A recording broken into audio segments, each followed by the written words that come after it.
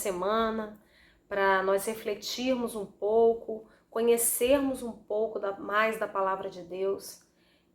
Eu sempre digo, aliás, a palavra que diz que o Senhor é uma fonte inesgotável, e é sempre mesmo uma fonte inesgotável. Quantas passagens, quantas palavras o Senhor nos dá dentro daquela mesma palavra que Ele já nos deu, porque sempre há um fluir do Espírito Santo quando nós lemos a palavra, e glória a Deus por isso. Amém? Recentemente nós estudamos o livro de Jonas, do profeta Jonas, né, com o nosso professor Cristiano, mas eu queria trazer algumas reflexões hoje, que o livro, na verdade, traz várias reflexões, várias orientações da parte de Deus para a vida de Jonas, não só para a vida ministerial dele, mas eu creio que também para a nossa vida pessoal, né, para a vida do Jonas e também para a nossa vida. Então eu queria chamar os irmãos para estarem comigo agora abrindo no livro de Jonas, capítulo 4, a partir do versículo 5. Amém? Diz assim a palavra do Senhor. Então Jonas saiu da cidade e assentou-se ao oriente da cidade, e ali fez uma cabana e se assentou debaixo dela, à sombra, até ver o que aconteceria à cidade. E fez o Senhor Deus nascer uma aboboreira que subiu por cima de Jonas, para que fizesse sombra sobre a sua cabeça, a fim de o livrar do seu enfado. E Jonas se alegrou em extremo por causa da aboboreira. Mas Deus enviou um bicho no dia seguinte, ao subir da alva, o qual feriu a aboboreira e ela se secou. E aconteceu que, aparecendo o sol, Deus mandou um vento calmoso oriental, e o sol feriu a cabeça de Jonas, e ele desmaiou, e desejou com toda a sua alma morrer, dizendo: melhor me é morrer do que viver. Então disse Deus a Jonas: é acaso razoável que assim te enfades por causa da aboboreira?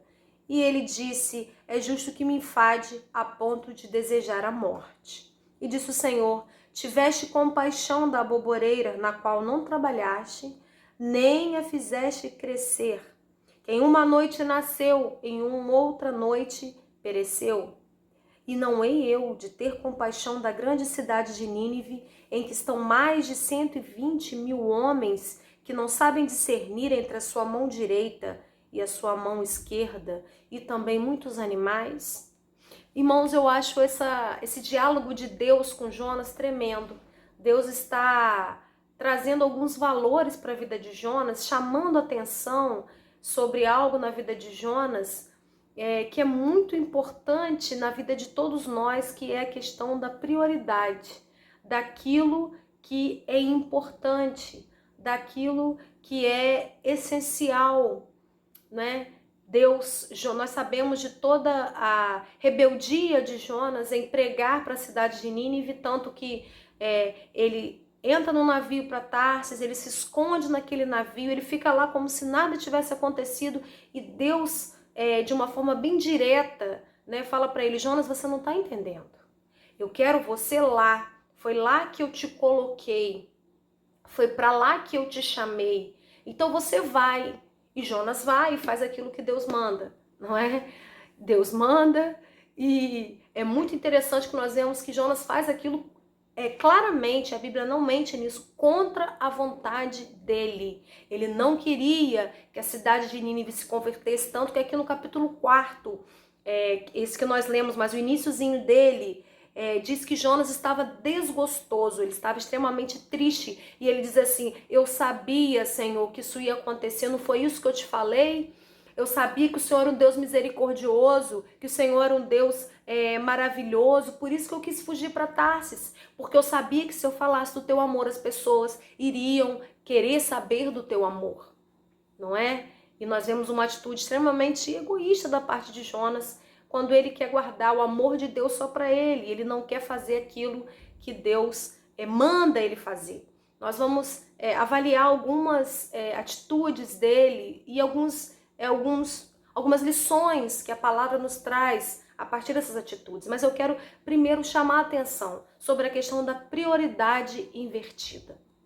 Jonas, ele estava lá, ele não se preocupava com os 120.000 homens que estavam em Tarsis, mais os animais, estavam em Nínive. Ele não estava preocupado que aquelas pessoas se salvassem, ele não teve compaixão.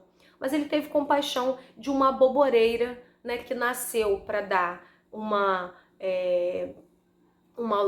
luz para ele, né, para cuidar dele, para dar uma sombra, e no dia seguinte ela morreu. E Deus estava dando essa lição para Jonas, falando assim: Jonas, eu não estou entendendo.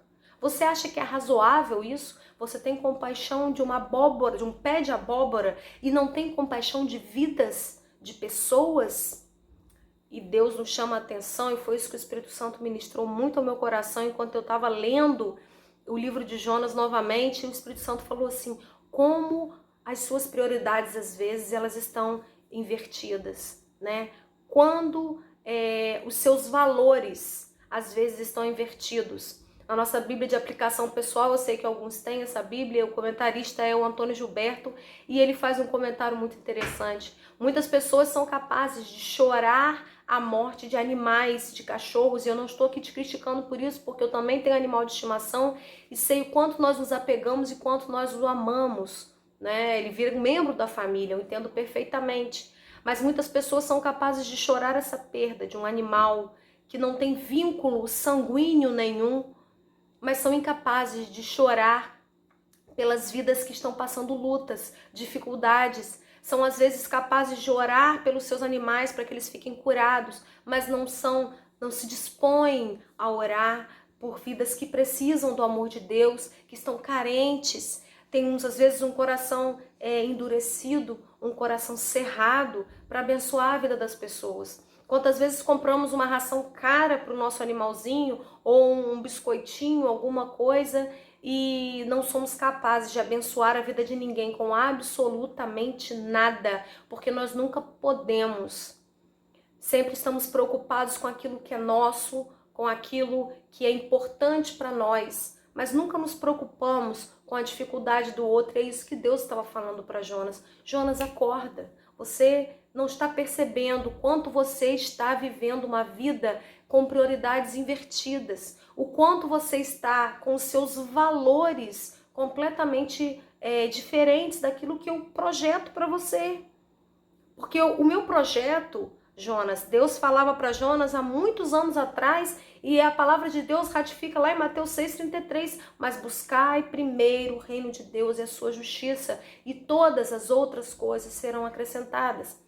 Às vezes nós lemos só isso é o final de Mateus 6, mas se nós lermos todo o Evangelho de Mateus, especialmente o Mateus capítulo 6, nós vamos ver que Jesus ele estava ensinando ao povo, ele estava ensinando aquelas pessoas algumas leis de vida.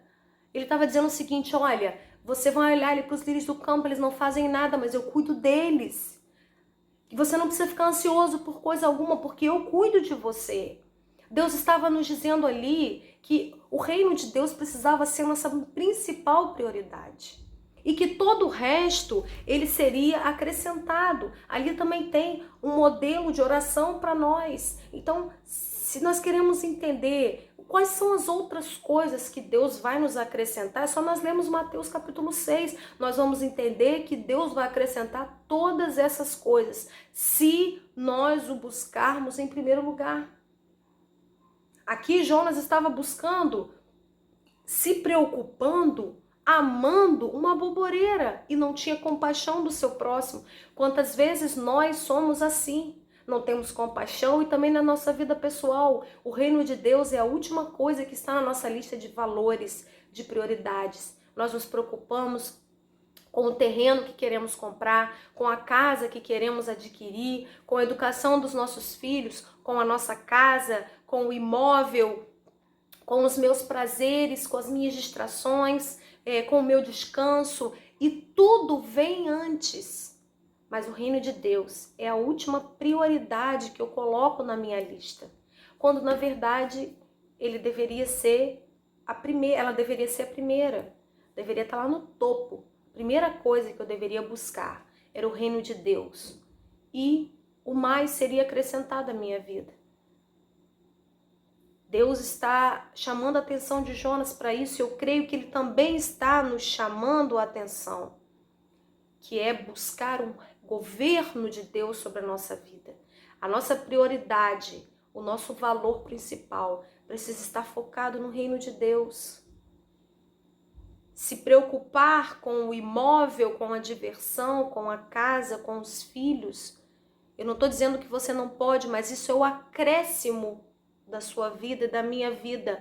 A primeira coisa que nós precisamos buscar, almejar, ansiar, desejar é o reino de Deus. Mas Deus, ele não mostra só isso para Jonas. Ele mostra mais algumas coisas. Ele mostra no livro todo de Jonas, né? Nas conversas de Deus com Jonas, Deus mostra o seguinte: Jonas, você precisa ter amor ao chamado que eu te dei. Você precisa ter amor à responsabilidade que eu te dei. Lá em Romanos, capítulo 1, versículo 1, o apóstolo Paulo, ele diz assim: eu, Paulo, apóstolo do Senhor, chamado pelo próprio Deus e separado. Então, aquele que tem um chamado é separado e nós não podemos correr do chamado ao nosso bel prazer. Deus estava dizendo assim: Jonas, preste atenção. Eu te dei um chamado, eu separei você para fazer algo. Quando eu separei você, isso quer dizer que você não faz o que você quer. Você faz aquilo que eu te mando fazer.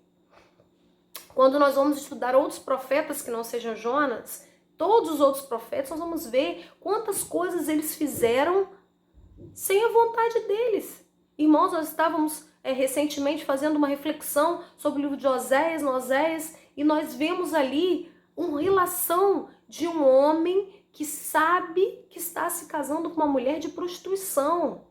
Imaginem só que marido que sonha na sua vida de fazer uma aliança, de se casar com alguém que se prostitui, de ter filhos de outros homens dentro da sua própria casa.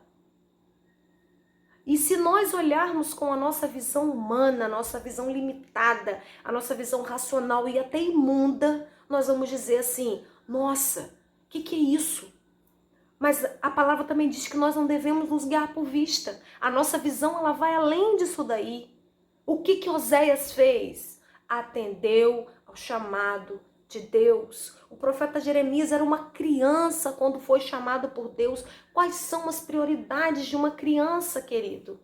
O profeta Samuel também era uma criança quando foi chamado por Deus. Jeremias era bem novo, não era uma criança, mas era bem novo, bem jovem. Acham mesmo que esse era o desejo inicial do coração deles? Não. Era Deus que tinha separado. Era Deus que aí Deus foi mostrando: olha, o chamado é meu, a separação é minha. E quando Deus faz um chamado para mim e para você, nós não podemos ficar cheios de vontade, cheios de mimimi. Cheios de não quero, não posso, não consigo. Pensem bem, quem faz a obra não somos nós. Jonas é a prova viva. Ele falou sem querer falar. Ele pregou sem querer pregar. E vai ler lá quantas pessoas se converteram. Quantas pessoas aceitaram esse Deus de misericórdia. Depois Nínive volta às suas práticas, mas isso não vem ao caso. Deus estava dando uma oportunidade para Nínive. Deus estava dando uma oportunidade de mudança, de transformação. É isso que Deus quer. E quem somos nós para questionar os desígnios e a vontade de Deus? Quem somos nós para dizer: Senhor, assim não pode, assim não quero, assim não dá? Nós não somos. Deus estava ensinando Jonas: você precisa ter amor ao chamado. O apóstolo Paulo estava falando: eu não faço isso porque eu quero, eu faço isso porque Deus me chamou. Acham que o sonho de Paulo era ser preso? Quantos têm esse sonho de ser preso? Acho que o sonho de Paulo era morrer como ele morreu? Não, queridos. Mas ele obedeceu aquilo que Deus o comissionou a fazer. Aquilo que Deus o comissionou a fazer. Outra lição importante que vem no livro de Jonas: nós precisamos ter amor pela obra e o reino de Deus. Então, é obedecer ao chamado e ter amor pela obra e pelo reino de Deus. A palavra nos diz lá em Marcos, capítulo 2, versículo 17, que os sãos não precisam de médico. Os sãos. Então nós precisamos amar o quê, queridos? Amar o reino de Deus. E o reino de Deus é para quem? Para aqueles que estão precisando de médico, que é Jesus Cristo. Nós precisamos amar e precisamos amar a obra de Deus. Precisamos amar, cuidar daqueles que necessitam. Precisamos amar, levar o evangelho àqueles que necessitam. Eu tenho insistentemente falado, porque é isso que o Espírito Santo tem batido no meu coração. Nós não podemos viver um evangelho, girando sempre na mesma posição.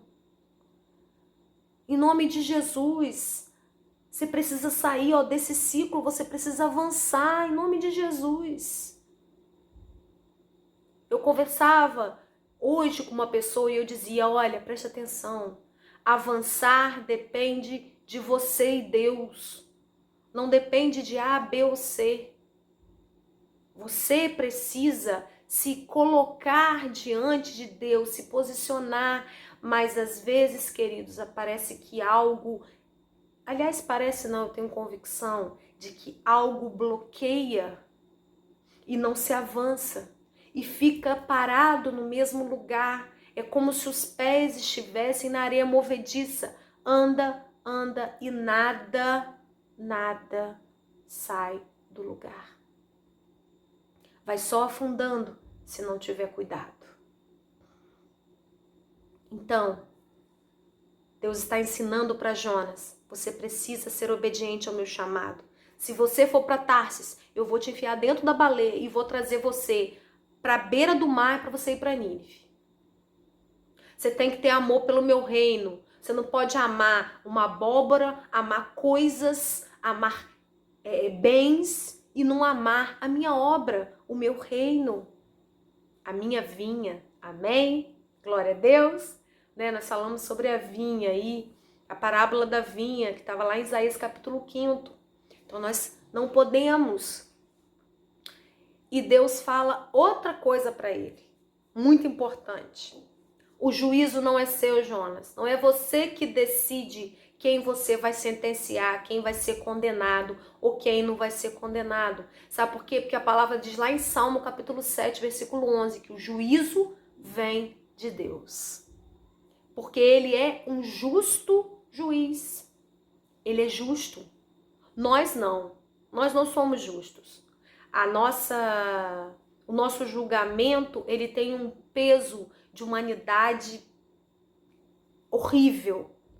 Ele tem um quê de pessoalidade. Nós julgamos porque não vamos com a cara, né? Nós julgamos porque temos uma experiência anterior, porque não perdoamos muito bem aquela situação, porque não vimos com bons olhos aquela postura.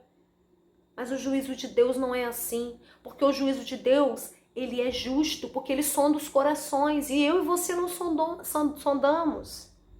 Deus, quando vai falar lá pro profeta Samuel, para ele escolher aquele que seria o futuro rei de Israel, Deus fala assim, Samuel, não é nenhum desses que você tá achando, esse é bonito, esse é forte, esse é isso, é aquilo. Deus estava falando assim, não.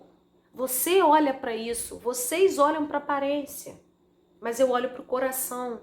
Deus estava dizendo o seguinte, o juízo é meu, eu é que penetro lá dentro, então quem somos eu e você para sentenciar? Quantas vezes nós falamos assim, fulano, eu não vou nem falar mais de Jesus para ele, porque não vale mais a pena. Eu cansei. Irmãos, eu já falei isso. Eu cansei. Eu cansei de ficar falando as mesmas coisas, de ficar orando, eu tô cansada disso. Não vale mais a pena. Mas essa sentença não é nossa, essa sentença é de Deus. A sentença é de Deus e nós precisamos entender isso. E por último, Deus dá essa para o Jonas. Olha só, Jonas, preste atenção naquilo que você está estabelecendo para a sua vida como uma prioridade. Naquilo que você está estabelecendo para seu coração como mais importante. Meu irmão, minha irmã, eu sei que há muitos apelos que o mundo traz para nós. E eu não estou falando aí de apelos em geral, de pecados na rua, não é isso. Eu tô falando dentro da sua própria casa mesmo, dentro na sua mão, de uma forma bem acessível.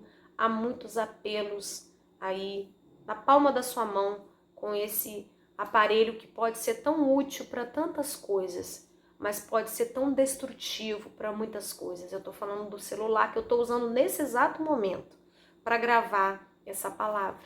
Ele é muito útil para isso.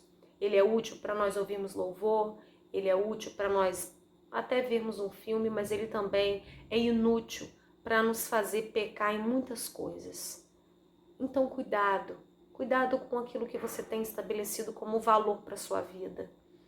Cuidado com aquilo que você tem estabelecido como mais importante. Bens, casa, filhos, tudo isso é importante. Mas o mais importante de tudo, eu sei que isso parece até redundante, ou seja, estou chovendo no molhado, né? Mas o mais importante de tudo isso é a presença do Senhor sobre a sua vida, porque o mais é acrescentado. Não é raro nós ouvimos assim testemunhos de pessoas que diziam assim: olha, eu antes, quando não buscava a presença do Senhor, quando eu não conhecia o que é estabelecer o reino de Deus na minha vida em primeiro lugar, eu ganhava muito dinheiro, eu ganhava muito bem, mas tudo que eu tinha era, o que a palavra diz, é um sactel. Eu não estou falando nem de dízimo não, queridos, eu estou falando de buscar o reino de Deus. Um Deus que nos faz prosperar em tudo. Hoje eu ganho pouquinho, mas tudo que eu ganho, eu não devo a ninguém, eu consigo fazer até, juntei um dinheirinho, eu consegui fazer a minha obra, eu consegui fazer isso, eu consegui fazer aquilo. Quantas pessoas dizem assim, olha, eu não conseguia ser feliz quando eu buscava outras prioridades, outras paixões, outras alegrias. Eu queria comprar um carro, eu comprei, fui feliz durante um tempo, sumiu a felicidade. Eu queria ter um casamento, eu sou feliz, mas falta alguma coisa, porque o reino de Deus não tem sido a sua principal meta, o seu principal alvo.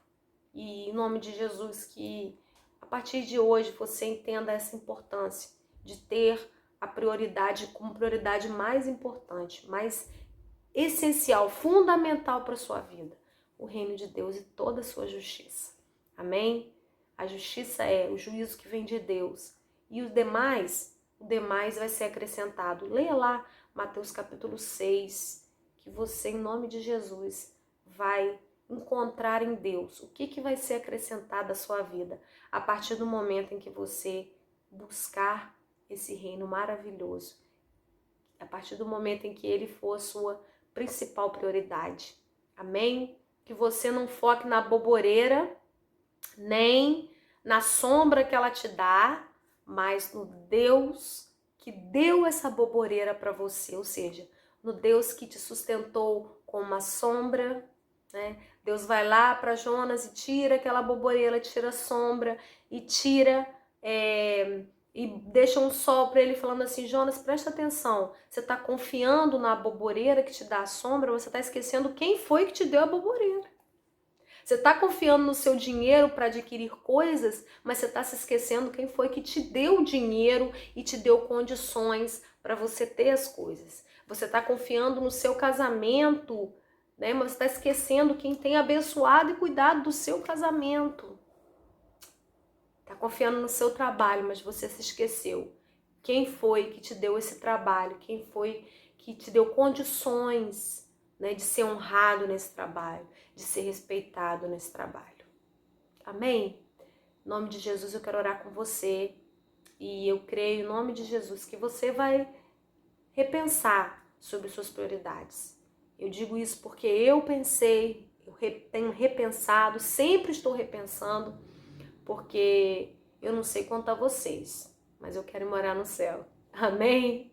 Então que o reino do Senhor seja estabelecido sobre a sua casa, sobre a sua família, em nome de Jesus. Deus vivo, Tu és santo, digno e poderoso, Senhor. Nós sabemos, ó Deus, que o Teu reino não é algo fácil, não é algo que nós encontramos assim, Senhor, de qualquer maneira quando nós estamos, não. Ele é conseguido com esforço. nós vamos da forma como nós estamos, mas o Senhor faz uma obra completa em nós. E eu creio, ó Deus, que o Senhor, o Teu Espírito Santo, está ministrando ao coração de cada um nesta noite, nesse dia, nesta noite, na hora em que a pessoa estiver ouvindo. Eu creio, Senhor.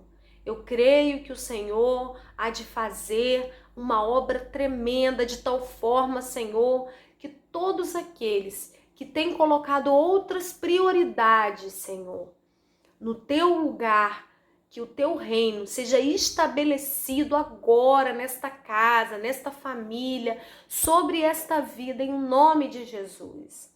Senhor, que todo legalismo seja lançado por terra, na casa dos Teus filhos, na vida dos Teus filhos, e que eles possam avançar, ó Deus, avançar para o alvo que o Senhor tem para cada um de nós. Coloca o chamado no coração de cada um deles, Senhor. Coloca amor pelo Teu reino, coloca amor pela Tua obra e tira o juízo, ó Deus, que muitas vezes nós, a nossa humanidade, queremos impor sobre outras pessoas.